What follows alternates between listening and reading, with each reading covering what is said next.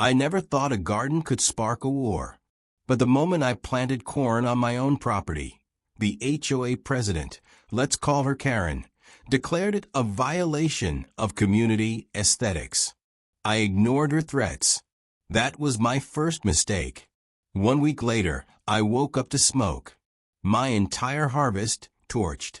And as I stood there, choking on the ashes of months of work, I saw her watching from across the street, smiling. But when the fire department arrived and started asking questions, her smirk vanished. What happens when petty power meets real consequences? For the past 5 years, I lived in a quiet cul-de-sac tucked behind rows of manicured lawns and pastel-painted homes.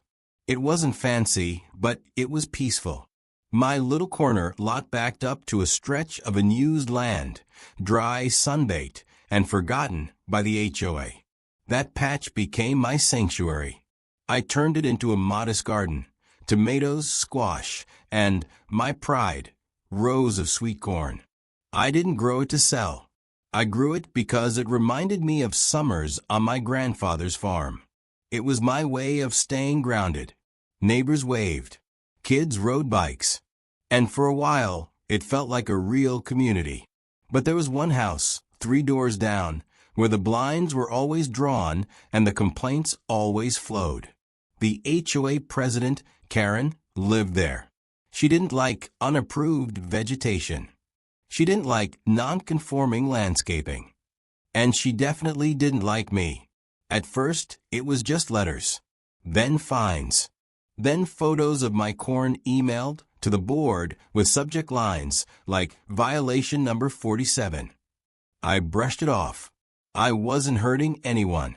But I didn't realize how deep her obsession ran, or how far she'd go to prove a point. Because when petty rules become personal, things stop being about property and start being about control. The morning after the fire, I didn't sleep. I didn't eat. I just stared at the scorched earth where my corn used to stand. The smell of smoke still clung to the air, and the blackened stalks looked like gravestones. I felt hollow. Months of work gone in a flash. But beneath the grief, something else was growing. Rage. I filed a report with the fire department.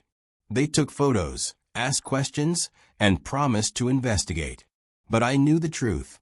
I'd seen Karen watching. I'd seen the smirk. And I had something she didn't know about: footage.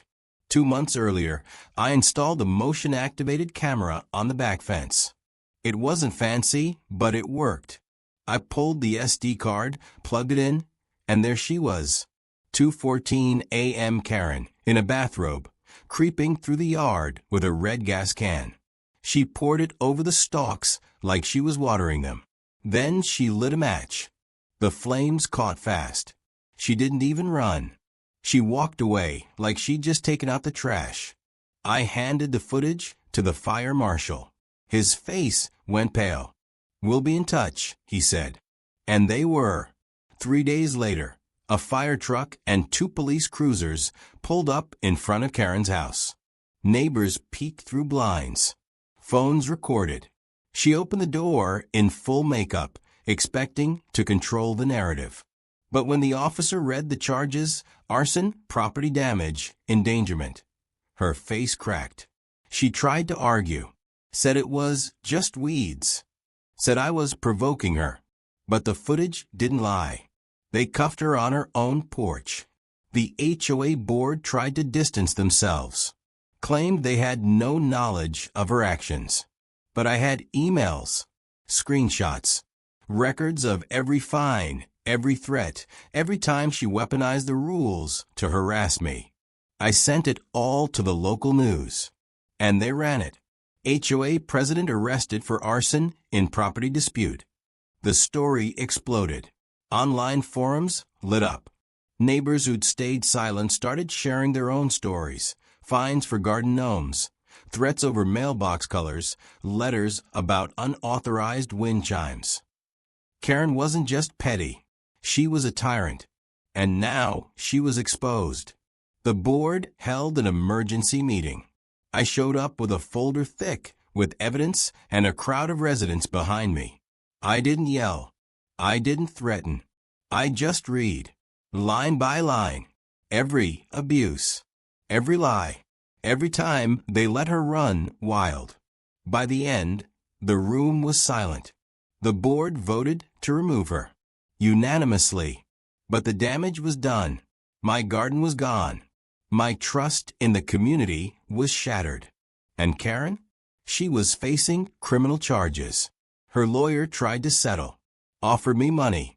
I refused. I didn't want cash. I wanted accountability. The fire marshal called me a week later. She's pleading guilty, he said. Reduced sentence. Probation. Community service. I asked what her service would be. Landscaping, he said. City gardens. I laughed. Not because it was funny, but because it was poetic.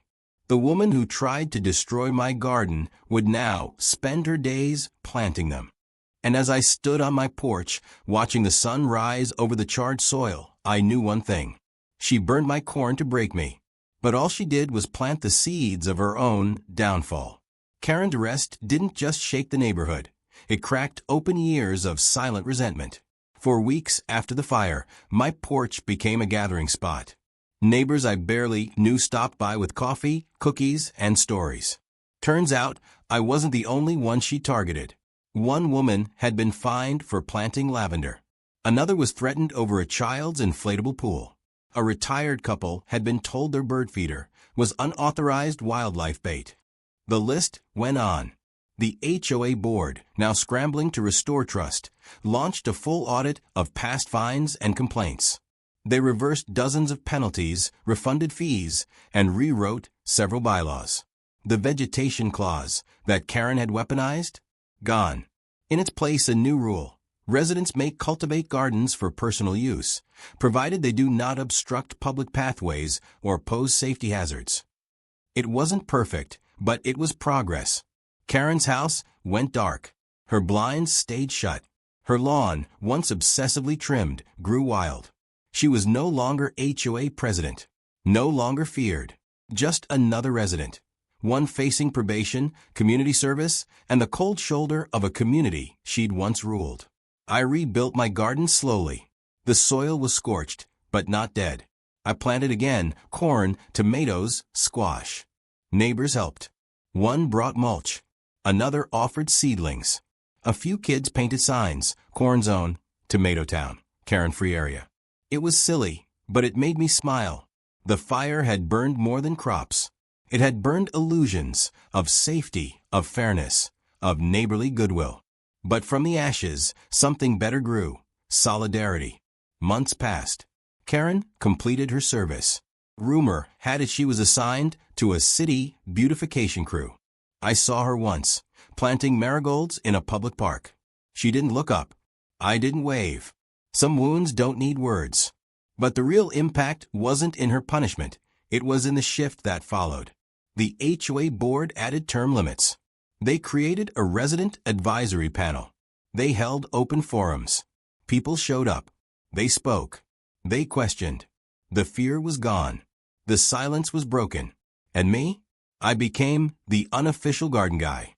People asked for tips, shared harvests, swapped seeds. My little patch of land became a symbol, not of defiance, but of resilience. One evening, as the sun dipped low and the corn swayed gently in the breeze, I stood on my porch and watched a family walk by. The dad pointed at my garden and said, "That's the spot. That's where it happened." His son asked, "What did she do?" And the dad replied, "She tried to burn it down, but he rebuilt it. Better." That's when I realized this wasn't just my story. It was the neighborhood's. A story of how one act of cruelty exposed a system of control, and how a community, once divided by fear, came together to reclaim its voice. Karen's fire was meant to destroy, but it ended up illuminating everything. And if you're watching this, wondering if your fight is worth it, if your garden, your mailbox, your wind chimes, your right to live peacefully is worth defending, let me tell you. Sometimes, the smallest battles reveal the biggest truths. Because when petty power meets quiet persistence, the flames don't win. The roots do.